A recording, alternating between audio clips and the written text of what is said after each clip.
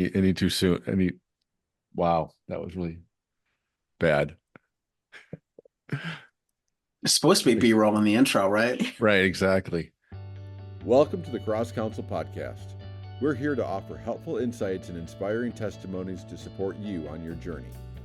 We believe we have all been created in God's image, but the likeness of Christ has been damaged by sin and brokenness. Thankfully, we don't have to remain in this diminished state. It can be beautifully restored through the experiential love and truth of Jesus. You don't need to be a spiritual giant to receive ministry with us, just a willing and courageous heart. If our podcast or ministry has blessed you, we invite you to visit us at CrossCounsel.com.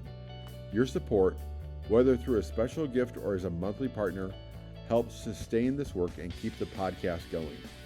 Your generosity enables us to touch lives here in the States and across the globe. As we cooperate with God and lean on His power, we can all be a part of how our unique melt process provides immediate help and lasting hope. Together, we believe it's changing generations.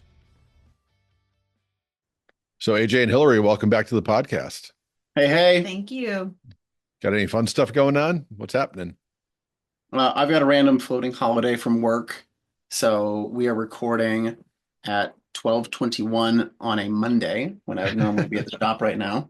Yep. So it's kind of nice. Yeah, it's been a good day. I mean, we got some grocery shopping done. I'm gonna do a little bit of cooking without a screaming toddler. All right. Yeah, he's down for a nap right now, so that's why you get both of us. Yeah. Yeah, but he's been like, I love him so much, but he's in a difficult season right now.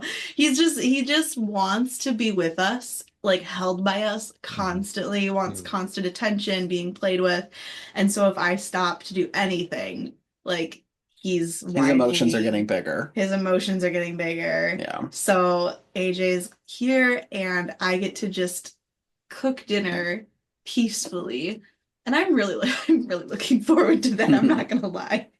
So when are they going to make a holograph of you, Hillary, so that Levi can be looking at you while you do other stuff? Yeah, I'm not gonna lie. That actually sounds quite lovely. And like the thing is, like this is why. So we got rid of our TV, and this is the reason why. I think this every single day because I would be so tempted to just put on Bluey or some other like show, like a hologram, right? Like, Yeah. and just like outsource my motherhood to just something else.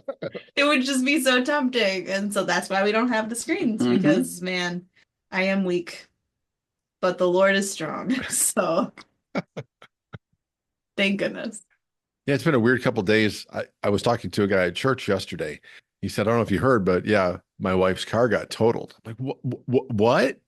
It's like, yeah, we were down visiting family and they were on their way home. They're still 6 hours away and they're in a parking lot and a truck backs into them and the truck had a hitch on it and just kind of scraped along the side and destroyed their rear tire.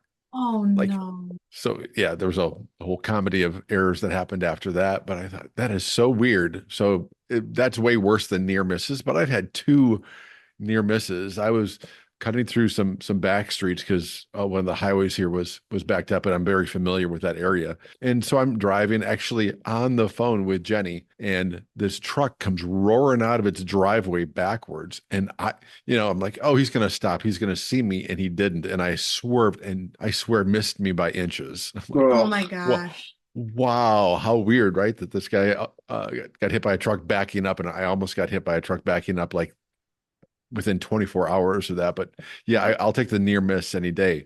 But the weirder thing that happened that next morning, I work out at the gym in the morning, and then I take back roads to CrossCounsel, and there's these roundabouts. And I personally think roundabouts are great as long as people know how to navigate them. Yes, I think they're brilliant, right? Yep. That's a big if. AJ, do you remember us navigating roundabouts in Europe? Ugh. Yeah, because the countries that we were in, it must have been Germany. When we were in Germany, everybody drives on the left side of the road. Maybe it was England. But I think it was in England, actually. No, I'm sorry, it was England. Most of the road's on the right side. England's on the left. whatever roundabouts where we had to be on the left side and then look to the right to yield. It was work. It was work.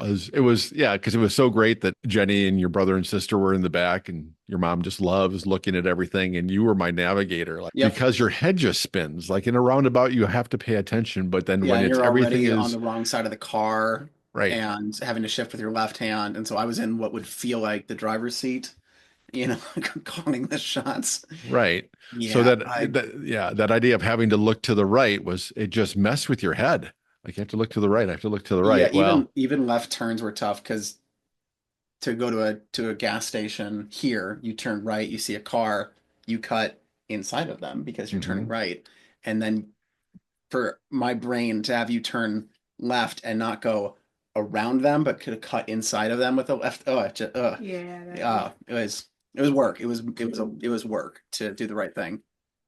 So a little foreshadowing, the reason that I bring that up is as I'm on my way to the office here, I look to my left and it's clear. And so I go straight at this point, and I'm going straight. And there was a car coming from the right. Not good. yeah. It was this older gentleman in a very nice car. And I have not jammed up my brakes like that in years. And he just missed me. And then on top of it, you get this look like, what are you doing? I'm like, wait. So I let him go by, and it just took me a second to just recalibrate. Okay, I guess I can go now. And it made me think of being in the UK, because I think he thought he was there. But actually, it made me think of that, but it also made me think about, wow, I wonder if this person just made a mistake, or like my mom, like early stages of Oh Alzheimer's, yeah. where there were things that just did not flow the way they were supposed to. So anyway, Yeah. I'm glad I'm here in one piece Yeah. and able to talk about some things that I think are important. That's why we do the podcast. So, Hillary, you were having some thoughts about this earlier in a positive way about we feel what we believe. Do you want to share what was going on where that came to mind for you? Yeah, several weeks ago now when we were I was talking about how my grandma, who has Parkinson's and dementia, is just getting to a point where we have to put her into assisted living. And so we did that, and we're getting her house ready to sell.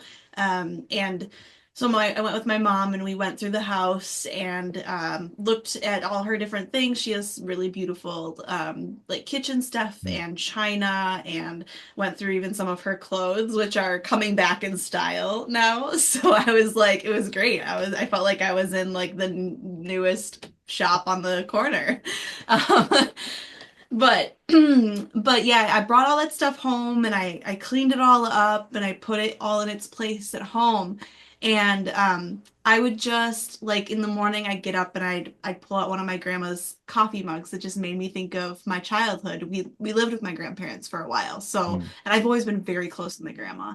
And so it made me think of her, and you know, I had her little creamer that I was pouring into my tea, and like just looking around the house and seeing some of her decorations and stuff, I would just get like this like warm, fuzzy, wonderful feeling of like, mm, huh, like this home feels more home now because mm, this is all my grandma's stuff. And then as I was reading the homework for week one, and it's talking about how you feel what you believe when you're especially when you go back to like being a young child and you have these experiences in life that provoke emotions from you, emotional responses, and can cause negative beliefs. Like I started thinking about, oh, okay. So in my situation, I was a child. I felt really safe and really loved and really cared for with my grandma and grandpa. And that gave me peace. That gave me joy. That gave me contentedness, right, in that situation. And so as I grew up, I associated, you know, all these things with my grandma to mm, be things that bring me joy and peace because I know that that's safe, that I was loved, that I was cherished, that I was cared for. And so that was like a really positive way that the Lord used emotion to just bring some joy into my life, bring some peace into my life, you know, because I was, yeah, I loved my grandma, I loved my grandpa. It was a really sweet time when we lived with them, and any time that I got to be with her. So That's really great. That actually makes me think about this book, Living from the Heart Jesus Gave You, which is something we've referenced on the podcast before. And there's one section, this chart that I've shown several people. It's called Love Bonds versus Fear Bonds. And you've shown me this, oh actually. yeah, okay. Yeah. What it's really helpful for is the idea that it's helpful in a lot of different ways. But we often talk about the core lies that we believe that have to do with identity. I'm worthless. I'm unimportant. I'm defective. I'm this. I'm that. And then there's the lack of the necessary good things, and it's sometimes just the sense of feeling like you're alone, trapped, those kind of things. And so this love bond and fear bond thing has elicited a lot of memories, emotions, core beliefs, and it's the idea that when I think God's plan is for a mother and father to have children, and as they raise them, to raise them being rooted and established in love, as we're called to as believers, and to have this God-given, God-ordained, God-created love bond that none of us get completely, and some of us barely get any of it at all. As a parent, we want to have these bonds, these interactions, this relationship with our children that's based in love, characterized by truth, closeness, intimacy, joy, peace, perseverance, and the sense of authentic giving, not based on fear, pain, or humiliation. Some families, and we've talked about this too on the podcast as well, is that the kind of teasing that we did was not a teasing that we intended to be humiliating to our Yeah. kids. I hope we navigated that pretty well, but there's some families where it really is humiliating for the kids. It's degrading. And Yep. as well, this sense of shame or guilt that breeds this fear, this desperation, this sense of abandonment, all sorts of things. When it comes back to love, this desire for a parent in a healthy way to want to be with their kids and for their kids to reciprocate that as well. It's desire driven. I want to be with you, not in an overly needy thing, but because this is the way that God has ordained it, planned it. Yeah. Not this, okay, I have to be with you because I'm your mother, I'm your father. It's this almost avoidance driven thing that they talk about in the book. Or even this, I bond because I want to avoid negative feelings or pain. Like, even if this person, this parent, or this adult figure isn't healthy, I would rather be with somebody who's abusive than to be alone. That sense of isolation that we so desperately want to avoid. Does that make sense? Yeah. So love bonds are those things that help us grow stronger when we move closer. And even when we move away, like the season that Levi's in right now, he's obviously not mature enough. He's still he's a toddler, but you want to get him to a place where he can play on his own and then soon be able to play with kids. So still knowing that even though mom is working in another room or she's doing something else or she's in a Bible study while I'm in childcare, that mom's still in my heart isn't that far away. But bonds, these fear bonds grow stronger by moving closer or by it's this radical shift, this unhealthy attachment. And sometimes with people, even the closer we get it's scarier. You would hate that as a parent, that when Levi sees you coming at him, he's like, oh boy, I have, and how quickly we learn to build these guardrails around us, these walls in our heart, and just this confusion that comes. Yeah. And so we, even as kids, learn to manipulate closeness with one another. Like, I want to be close because it feels safer, but it's all for my own selfish needs. And we don't even think in those terms, but that's really what can start to get shaped inside of us. Yeah. And what I love about some of the interactions, AJ, you and I had as you were growing up is that you could share both positive and negative feelings. Not all of them, right? There's probably more things for you to unearth and to deal with, but to be able to be honest about certain things and ask questions that I never would have thought asking my parents. Yeah. Like, I would never have brought that up. There's no way. So, and there's times where you want to sort of share something with a parent, but even you don't even know if you're going to get a positive or negative reaction. And so that again creates this confusion, the sense of lost. I don't like my feet are firmly planted in midair. One of the things that comes to mind with my ability to talk about negative things with my parents was actually when I was considering breaking up with my first girlfriend. I remember having the conversation and sharing the reasons and rationale, which is not super important, right? But the reason and rationale why I thought I should break up with them and be able to talk to mom and dad about it, and it wasn't like I needed to pretend to be an adult and have it figured out, and like I was 17, right? So I didn't need to have all the answers. I can go ask my parents for help. And I remember in that moment feeling safe and secure, and also like, I don't know how many of my friends, would feel safe doing this because they're trying to horrifyingly, as we become parents and get further removed away from our teenage years, horrifyingly trying to figure it out on their own as they're just raging with pheromones and hormones and an undeveloped front cortex, right? That's not something teenagers should do by themselves. Yeah, and I remember one of my really good friends in high school, maybe through like grade school and high school, she loved coming to my house because she could talk to my mom in a way she couldn't talk to her mom. And so like that's a really real way of like, she had such a rough relationship with her mom because she felt constantly criticized by her. And then she'd come to my mom and she would ask for advice, and she'd tell her like, here's what's going on in my life, and things like that. And so, yeah, it just makes me think about what was her mom trying to process? What was her mom's, pain, or, what was it for her mom? What did she believe that she felt like she needed to, approach her daughter with more criticism than an openness? Right. I don't know. I'm thinking, but it makes me think about, what part of the reason that CrossCounsel is so important to me is that I don't want to put my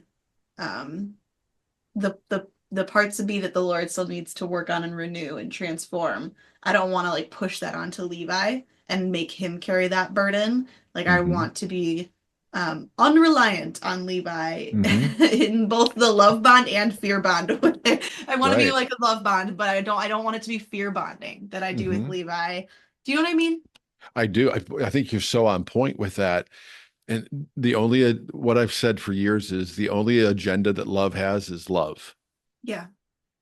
And when it's a healthy bond, it's like you're not doing this for Levi so that you get something back. And that's a tightrope. And the more that any of us as parents, or even in other relationships, deal with the insecurities inside of us, the more we deal with that, the less we're grabbing for something else. But in a healthy love bond relationship, the beauty of that is there's still benefit on both ends. Yeah.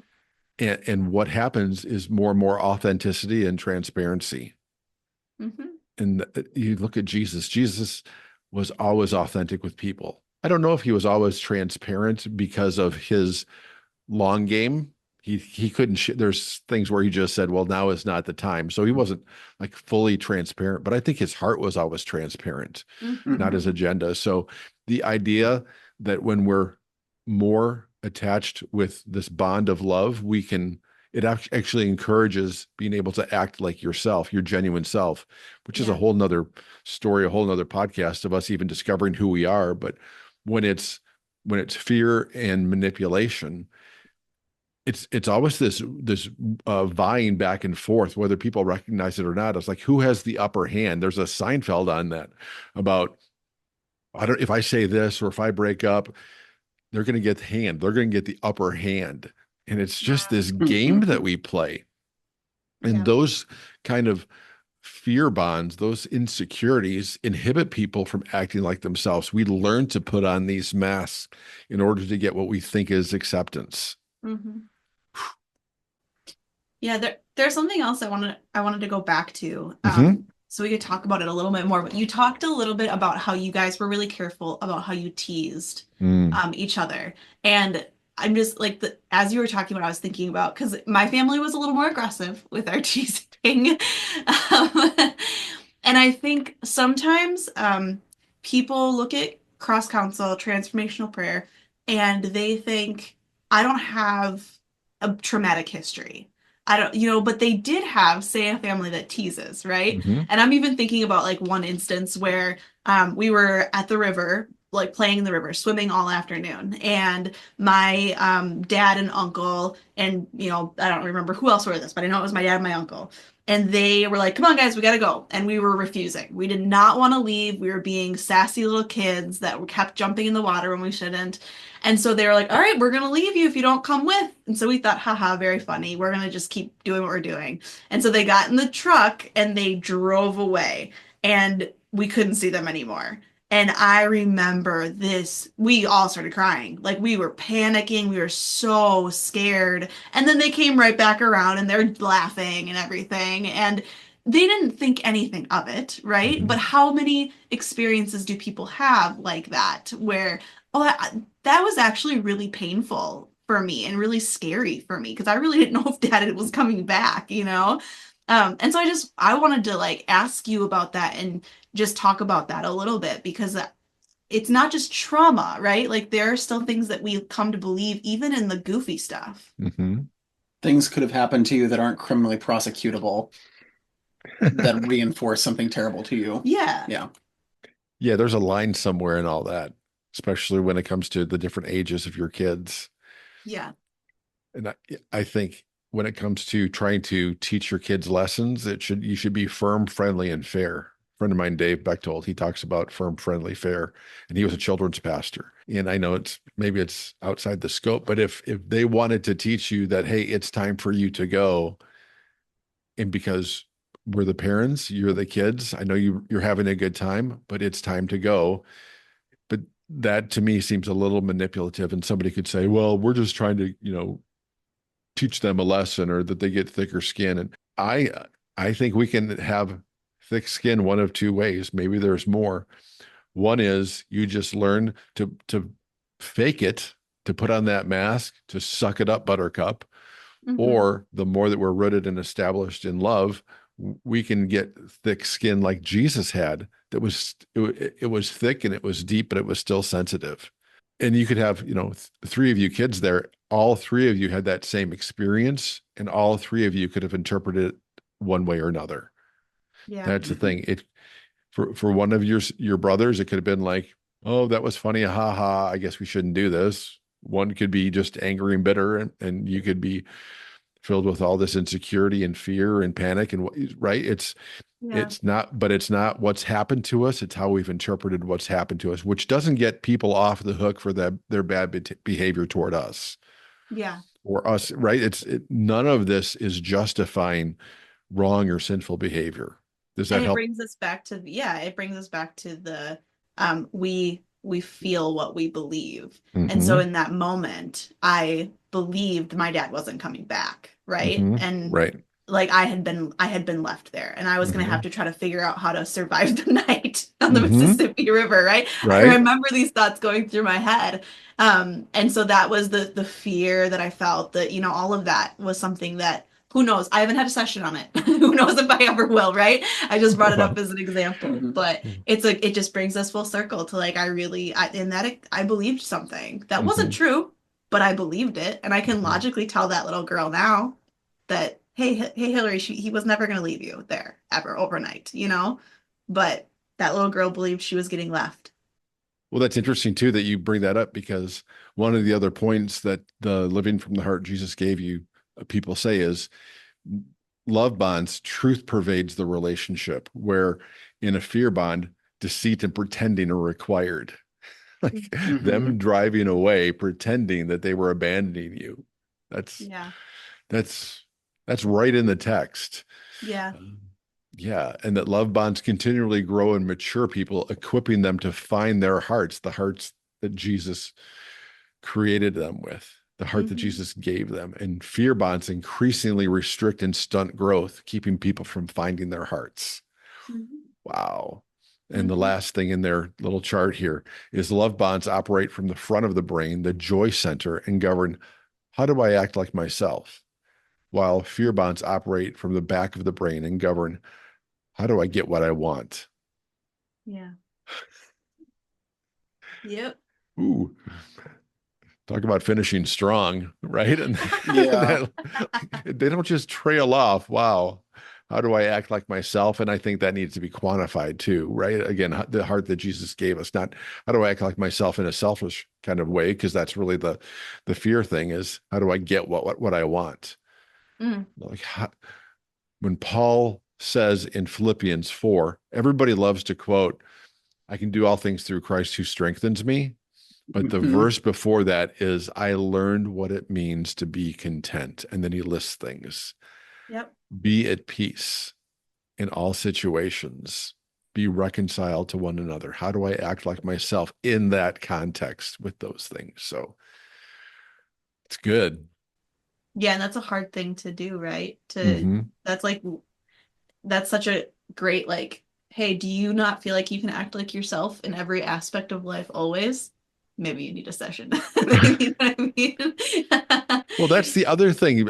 Sorry, keep that thought if you've got one more. But with the melt process, most people come in because of a felt need or this emotion, this thing that I Yeah. have. But it can also be, boy, and I can speak to the class tonight about this. You have a memory now. It's really okay to start with that memory. I don't think there's anything wrong with, ooh, that thing came into mind in a conversation. Yeah. If there's stuff there, there's stuff there. You don't have to directly you don't have to follow the emotion to see where that goes because that's how the brain associates that Yeah. emotion. It really is a tool for us to get to those places. But if you're already in that place and if it's unresolved, there's still going to be an emotion in that memory that helps us get Mhm. to the core lies that might still be in there. So that's Mhm. all. That's really good. Yeah.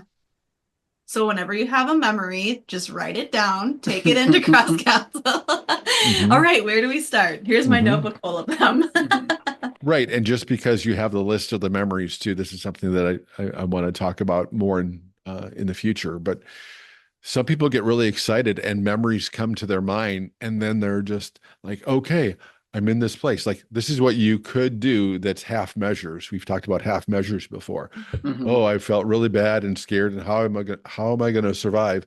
Jesus, what do you want me to know?